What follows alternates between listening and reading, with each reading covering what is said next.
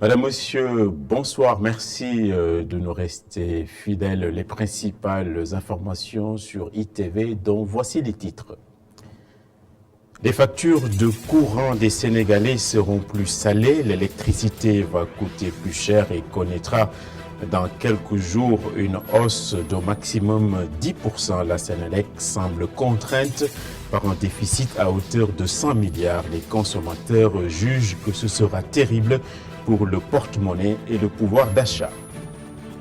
L'audition ce matin d'Abdoulaye Timbo, le maire de Pikine, chez le doyen des juges, c'est dans le cadre de l'affaire Petro-Tim, suite aux révélations de la BBC qui a pointé des faits supposés de corruption.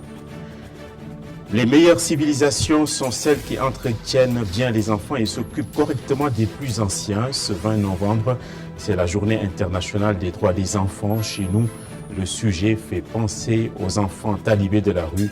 Nous verrons aussi d'autres aspects de cette célébration.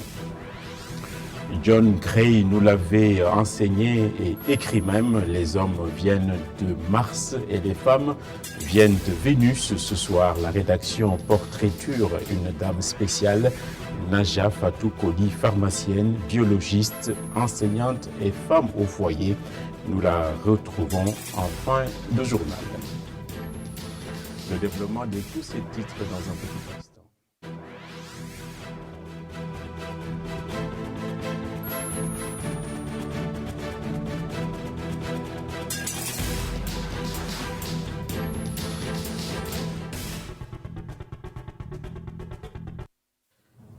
Un nouvel accident sur la route survenu à la lisière de Matam ce jour. Il y a un bilan d'un mort et 15 blessés. L'accident a été provoqué par un taxi qui a tenté un dépassement en 3e position et s'est retrouvé nez à nez face à un véhicule de type 7 places. Nos routes, on le voit, sont de plus en plus accidentogènes sans qu'on en voie un début de solution. Il était 14 heures aujourd'hui au centre-ville quand un incendie s'est déclaré dans un immeuble situé boulevard de la République en face du célèbre théâtre Sorano. Plus de peur que de mal et pas de dégâts majeurs. Le foyer a été tôt maîtrisé par les soldats du feu. Selon des témoignages, c'est une dame qui pourrait être à l'origine de cet incendie dans une scène de ménage. En effet, un couple occupant un studio en était venu aux mains. Ils ont été rapidement conduits à la police. Les auditions dans l'affaire dite Petro-Tim s'enchaînent. Abdoulaye Timbo, le maire de Pikine, est passé ce matin devant le doyen des juges. Au bout de 3/4 d'heure d'audition, le sieur Timbo, ancien directeur général de la société Agritrans, mis sur pied par Alioune Sall, qui reste le principal mis en cause dans cette histoire. Abdoulaye Timbo ne change pas une virgule dans ce qu'il avait dit. Il ne sait rien de cette affaire. On l'écoute au micro de Mohamed Kandji. Je viens de répondre effectivement au doyen des juges en tant que témoin. Il m'a fait appeler pour juste me demander ce que je savais sur la question du reportage de la BBC. Et je lui ai dit exactement ce que j'avais dit aux enquêteurs de la DIC, que c'est quelque chose sur cette question-là. Je ne pouvais rien dire concrètement parce que je n'en savais absolument rien. Je n'en savais rien du tout. Et je ne suis au courant d'aucune opération financière dans le cadre de la société Agritrans dont j'ai été gérant pendant une période avant la transmission à M. Alioune Sall de cette même gérance. Mais pendant toute la période où j'ai été gérant, je n'ai jamais été au courant d'une quelconque transaction financière. Et c'est exactement ce que j'ai dit à M. le juge. L'ancien monde de l'insouciance ne reviendra plus. L'électricité va coûter plus cher au Sénégal. Une hausse de 6 à 10% sera appliquée à compter du 1er décembre dans 10 jours maintenant. La Sénélec explique le renchérissement des prix par un déficit de plus de 100 milliards de nos francs. Les consommateurs sont avertis et se voient encore traités comme les agneaux du sacrifice. Reportage de Mamadou Bipa Sissoko et Sidignan. Ils ont tous appris la nouvelle. Et pour eux, rien ne la justifie. Pour ces Sénégalais, la décision de la Sénélec d'augmenter le prix de l'électricité ne les arrange pas du tout. Je trouve ça anormal. Le fait qu'on augmente le prix du courant, c'est anormal. On a trouvé des richesses ici, comme le pétrole. En parlant du pétrole, donc le courant ne doit pas augmenter. On ne doit pas augmenter le prix du courant, tant pour moi.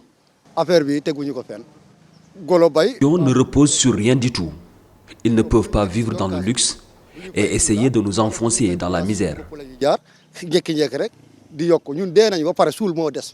Je l'ai appris ce matin quand j'ai suivi le journal, mais c'est vraiment anormal. Si on augmente l'électricité, ce sera des charges de plus. Franchement, c'est pas juste.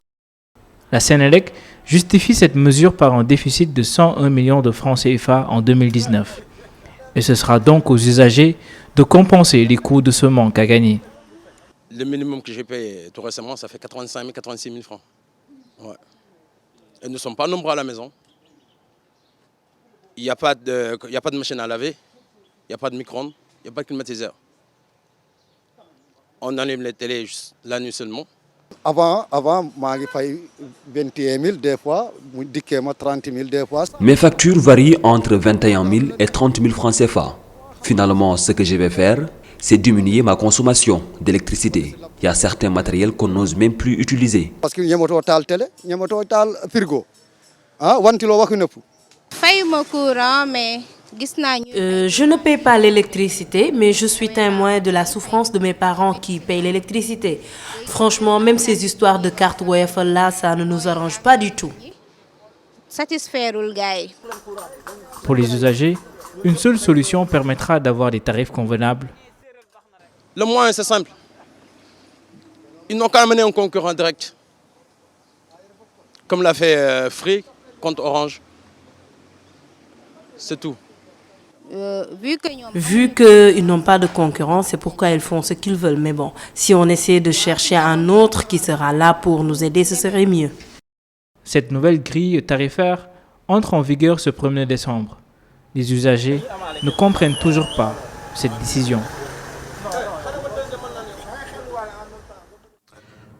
En tous les cas, le temps semble très élastique chez nous. Les élections municipales et locales ont été reportées sine die.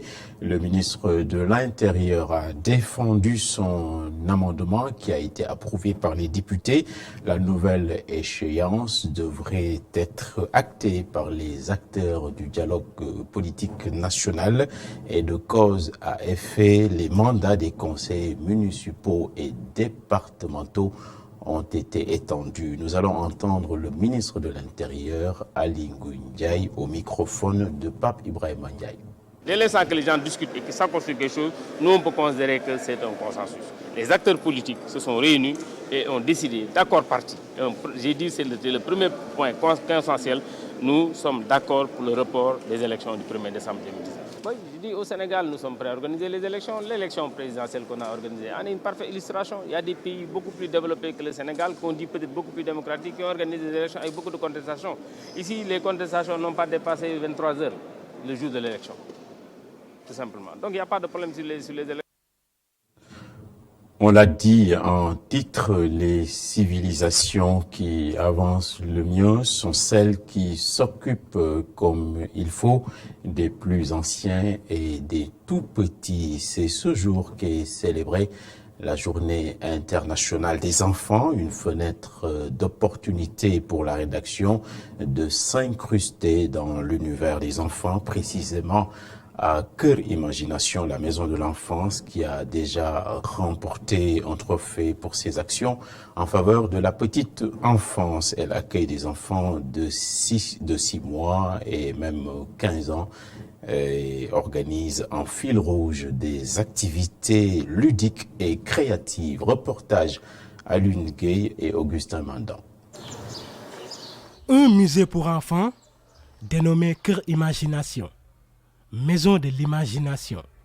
Le cadre accueille des enfants de 6 mois à 15 ans pour développer leur esprit.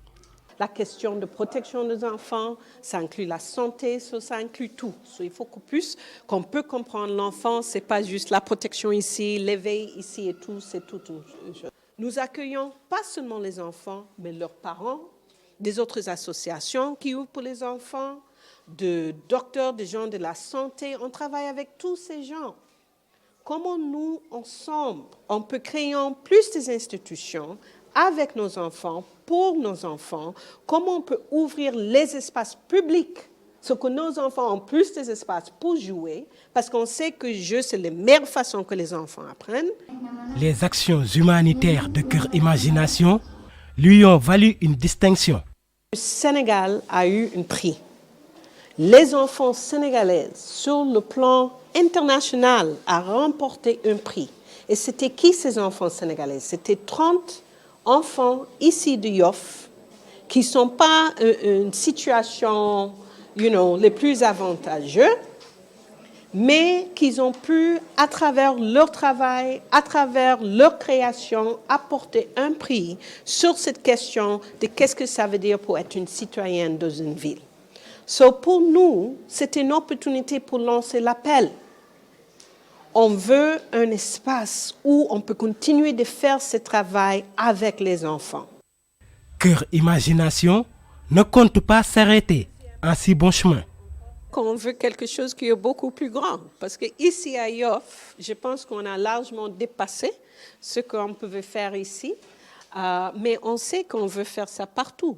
Je pense qu'aussi on a la chance qu'il y a beaucoup des acteurs qui sont vraiment déjà sur le chemin, qui sont en train de faire des programmes extraordinaires déjà.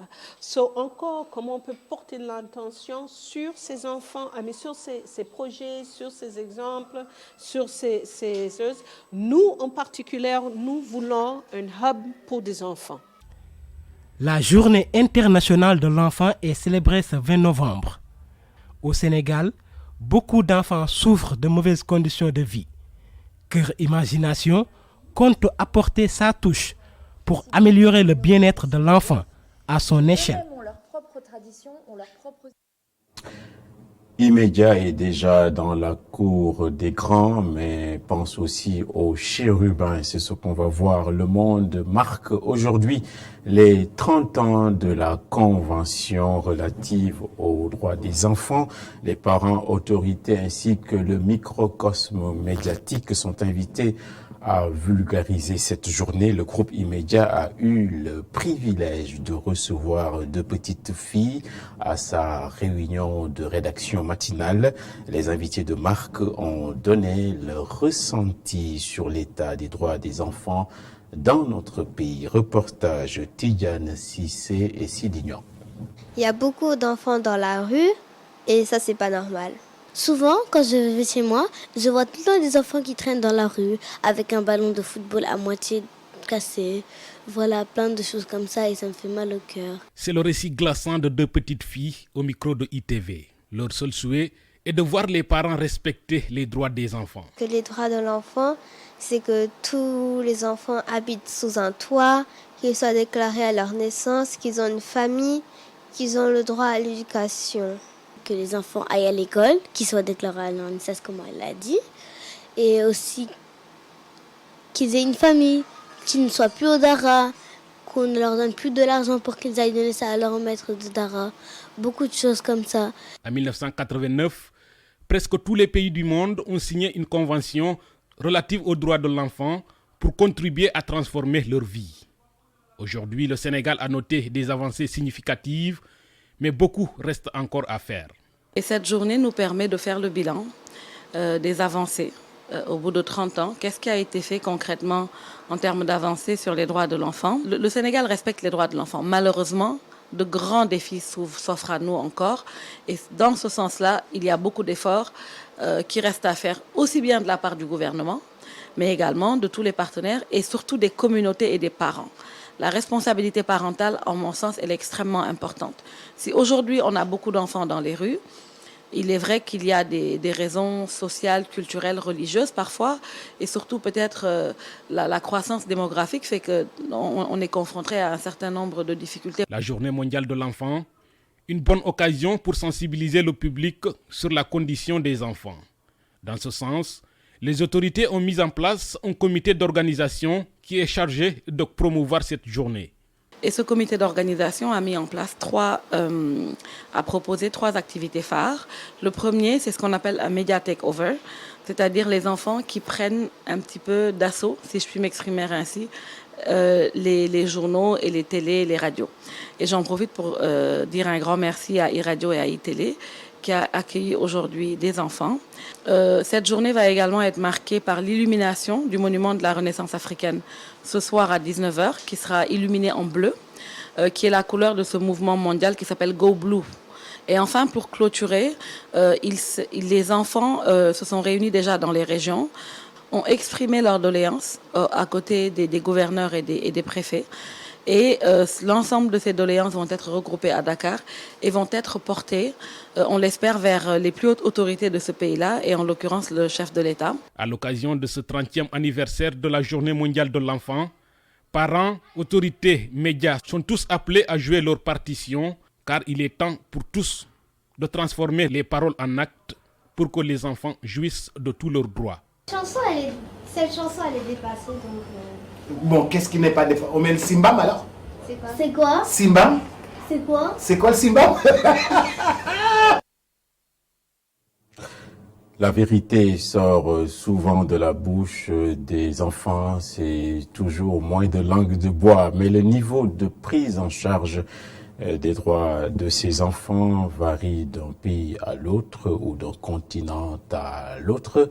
Chez nous, la problématique des enfants de la rue traduit une faillite collective. Mais le Sénégal charrie également des croyances tenaces comme celle qui voudrait qu'un bambin ne puisse pas toujours promener la main au milieu du bol de repas. Ce sont des choses qui remontent à très loin et que nous expliquent Omar Khan et Augustin Manda. C'est une expression courante au Sénégal qui littéralement signifie que l'enfant ne connaît pas Dieu, mais connaît bien le bâton. Des expressions ou dictons du genre, on en entend beaucoup au Sénégal.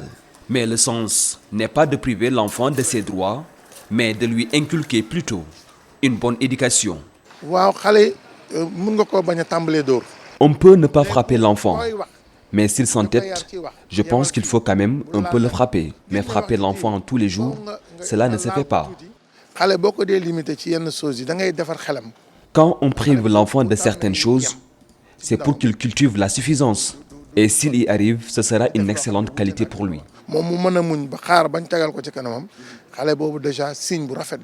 Si certains pays occidentaux sont en avance sur le Sénégal en matière de respect des droits de l'enfant, tels que définis par les Nations Unies, certaines traditions sont bien appréciées par les Occidentaux vivant au Sénégal. C'est vrai qu'en France, peut-être que de manière générale, les droits des enfants sont plus connus. Je dirais plutôt ça. C'est vrai qu'on ne voit plus d'enfants dans les rues. Et c'est vrai que moi, ce qui m'a choqué en arrivant au Sénégal, c'était les enfants dans la rue, les talibés. Mais sinon, je pense que le Sénégal aussi a beaucoup plus de qualité qu'il ne pense. En fait, au Sénégal, il y a aussi une façon sociale de prendre en charge un enfant qu'on a un peu perdu en France. C'est-à-dire au Sénégal, tout le monde a conscience que tout le monde est un peu responsable d'un enfant. Un enfant qui traîne, même si on n'est pas sa maman, on peut lui dire « écoute, ne fais pas ça ».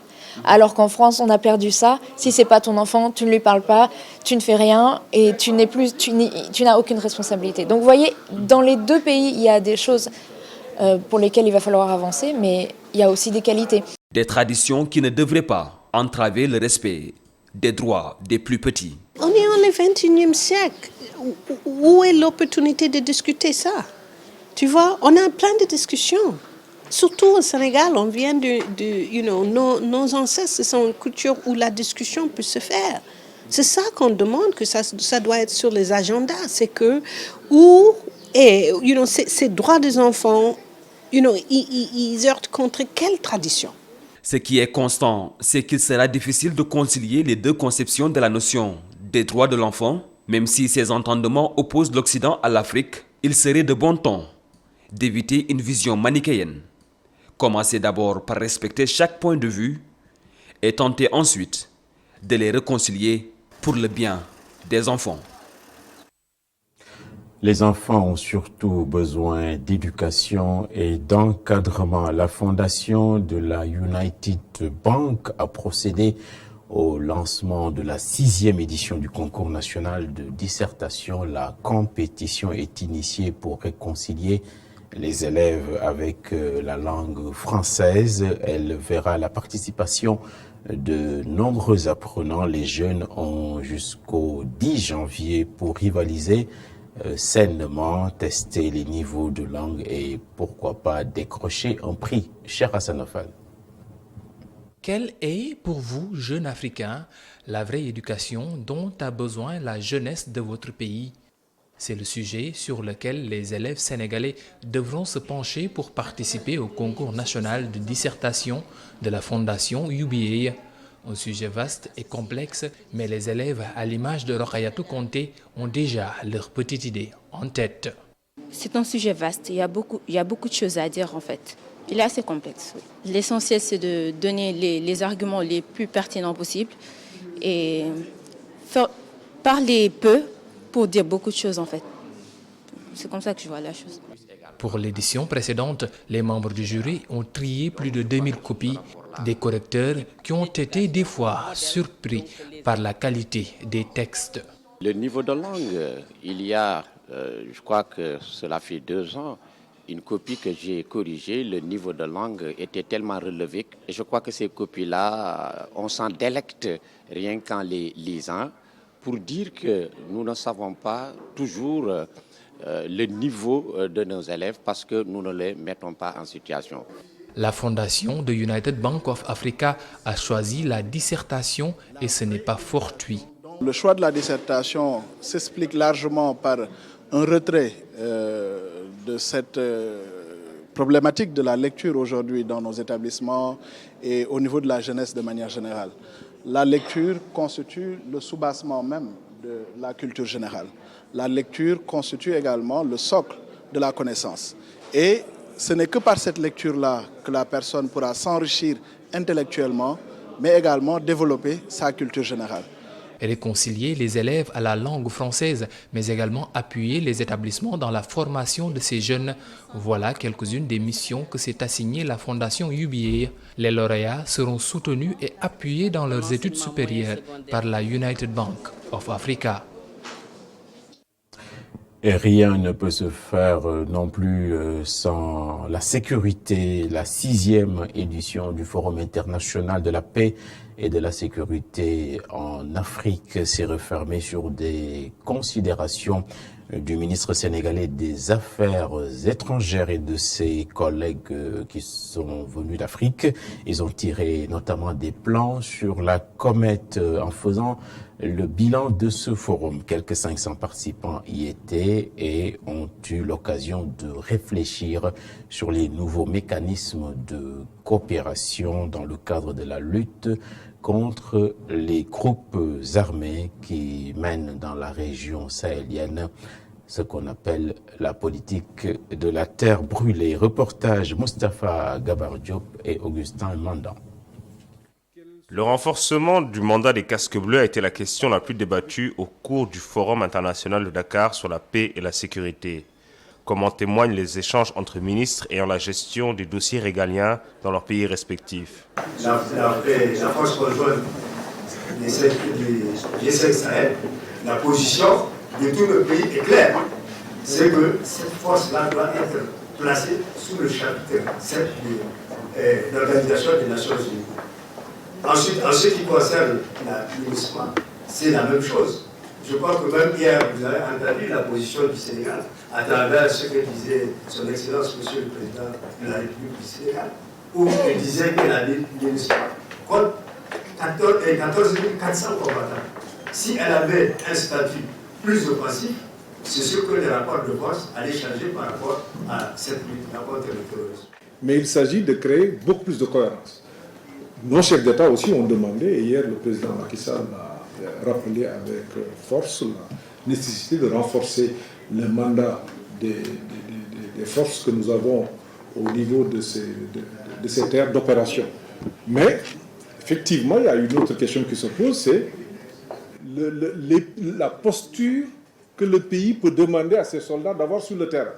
Je pense qu'avec les experts, entre experts, ces questions peuvent être traitées à ce niveau-là.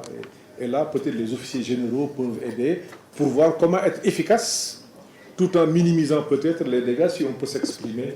Des débats vifs mais courtois qui traduisent l'ambition des organisateurs du forum, dont l'objectif est d'en faire un rendez-vous des experts plutôt qu'un sommet de chefs d'État. Une option a été prise de faire du forum de Dakar une instance où on discute en toute liberté. Et vous avez dû constater vous-même que les débats ont été libres. On s'est retrouvés entre nous et on a abordé la question de la sécurité, de la lutte contre le terrorisme. On en a fait un débat de fond. C'est une option. Et notre souhait, c'est l'instruction que nous avons reçue du chef de l'État du Sénégal, c'est d'œuvrer à faire du Forum de Dakar le Davos de la paix et de la sécurité ici à Dakar. Plus de 500 participants étaient présents à cette 6e édition. Les travaux avaient pour objectif de dépasser les incohérences et le manque de coordination dans la lutte contre le terrorisme dans le Sahel. La santé aussi est un capital précieux, mais des remous en cours à Saint-Louis où les travailleurs de l'hôpital ont tenu un sit-in pour dénoncer leurs mauvaises conditions de travail ainsi que les arriérés de primes qui leur sont dus. Nous écoutons en cela Moustapha Diop, c'est le coordonnateur du triumvirat de syndicats du centre hospitalier régional de Saint-Louis. Il est ici au micro de Momar Alisnian. Nous sommes sortis aujourd'hui pour la deuxième fois de suite pour dénoncer principalement la non-application du protocole d'accord qu'on avait signé au niveau de la région médicale avec l'actuel directeur. Dans ce protocole d'accord, il y a eu l'amélioration des conditions de travail dans les services. Ce que nous avons remarqué, c'est que dans les services, il manque de tout. Il y a des ruptures récurrentes des consommables. Au niveau du laboratoire, il y a des examens qu'on ne peut pas faire. Au niveau de la radiologie, il y a toujours des ruptures de film. Les gens ne peuvent pas faire les radiographies. Actuellement, on ne peut pas faire d'échographie ni de scanner parce que le scanner est tombé en panne. Et les gens qui doivent le réparer sont en Dakar. En général, d'habitude, les gens ne payent pas les fournisseurs. Tous ces problèmes-là font que les travailleurs sont sortis pour manifester leur mécontentement par rapport à cette gestion opaque qui manque totalement de transparence au niveau de la structure. Et dans un souci de clarification, le directeur de l'hôpital régional de Saint-Louis a réagi et a apporté sa part de vérité au micro de Momar Alisnian. Ce sont des primes et des motivations. Chaque mois, leur salaire net leur est versé. En dehors du salaire, il y a des primes et des motivations. Notamment, c'est la motivation, ce sont les 25% des recettes. Ça signifie, à chaque fois qu'un patient vient à l'hôpital, paye 100 francs, les 25 francs leur revient eux. Alors, non juste, dans tous les cas, c'est cela. Et à partir de ce moment-là, quand les charges sont exorbitantes par rapport aux recettes qui rentrent, surtout que plus de 50% de nos recettes sont des recettes à terme. C'est-à-dire nous ne les percevons pas à la fin du mois, tel quel. À partir de ce moment-là, s'ils veulent percevoir tout de suite, il y a des difficultés. Il nous faut un effort conséquent au niveau du recouvrement. Il nous faut un effort conséquent au niveau des activités dans les services, que cela puisse générer de l'argent pour que cet argent-là leur revienne.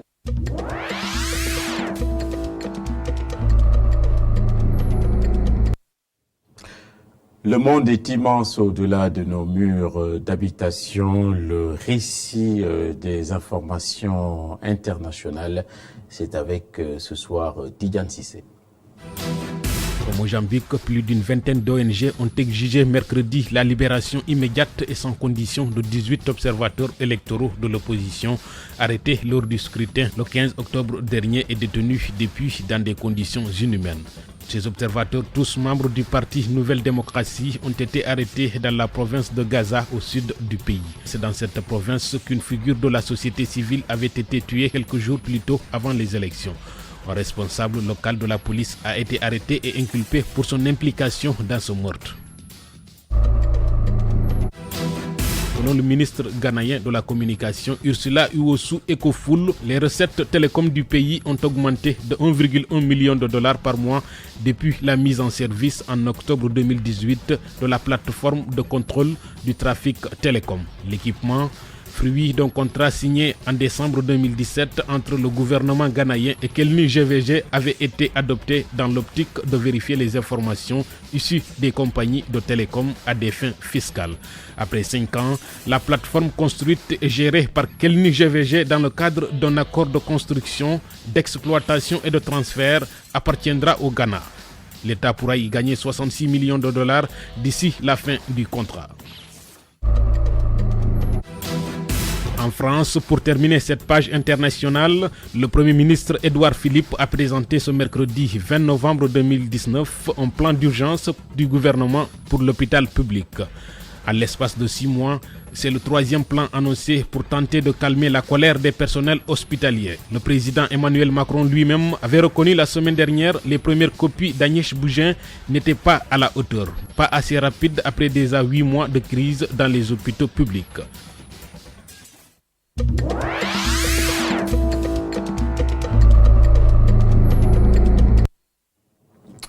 Et en sport, on va relever la grande capacité de résilience de José Mourinho, sans club depuis son départ de Manchester United en décembre 2018. Le coach revient sous les feux des projecteurs et va prendre les rênes de Tottenham comme entraîneur en remplacement de Pochettino, qui a coaché le club durant 5 ans, mais il a été poussé vers la sortie à cause d'une mauvaise dynamique de résultats particulièrement catastrophiques.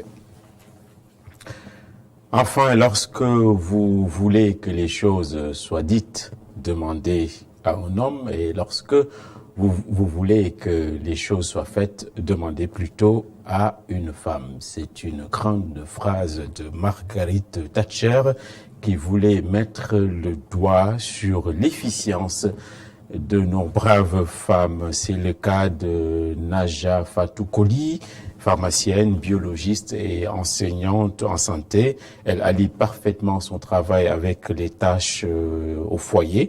Pour se choisir une référence, les jeunes filles, élèves et lycéennes ont donc de qui tenir. C'est un reportage de Boubacar Dian et Gorgui Diaoucham.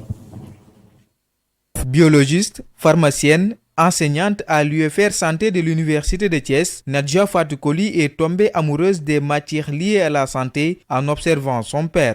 Cette passion pour d'abord les matières liées à la santé me vient de mon père, parce que lui il était souvent là à aider les gens au cours lorsqu'ils ont des plaies ou quelque chose comme ça, sans être médecin. Donc c'est de là que m'est venu l'amour de faire le domaine de la santé. Et arrivé à l'université, c'est la biologie qui m'a le plus intéressée, parce que c'est une matière, je dirais même parlante, parce qu'elle permet de poser des diagnostics, d'aider les praticiens au cours des différentes pathologies que nous rencontrons. Après avoir obtenu son baccalauréat au lycée John Fitzgerald Kennedy, la pharmacienne a fait un long cursus avant de devenir biologiste. Il faut faire la pharmacie, faire ses 6 ans. Ensuite, par le biais de l'internat, j'ai bifurqué vers la biologie, où j'étais obligée de faire un DS de biologie qui dure 4 ans, avant de ensuite faire également, pour réellement se spécialiser en biochimie, faire un master en biochimie. En tant que biologiste, Nadja Fatou Koli travaille sur la recherche de marqueurs pour un diagnostic précoce des infections néonatales bactérielles, un choix judicieux selon elle. Je choisis ce thème parce que je suis dans un hôpital de pédiatrie, l'hôpital pour enfants de Diamniadio. Donc là-bas, on est souvent confronté à ces infections néonatales, et je me suis rendu compte qu'il y avait un problème de marqueurs spécifiques et sensibles pour poser un diagnostic sans ambiguïté. Donc c'est la raison pour laquelle on s'est orienté vers cette recherche. Fille d'un pharmacien, épouse aussi d'un pharmacien, Nadja Fatou Koli, mère de 2 enfants, conjugue parfaitement sa vie de famille à son travail. C'est pas difficile du moment que je suis aidée par mon mari qui me soutient, qui est également pharmacien et biologiste. Également, il y a mes parents qui sont également là pour m'aider avec les enfants. Pour Nadia Fatou Koli, l'État du Sénégal doit mettre en place des politiques afin d'encourager les jeunes filles à embrasser les matières scientifiques.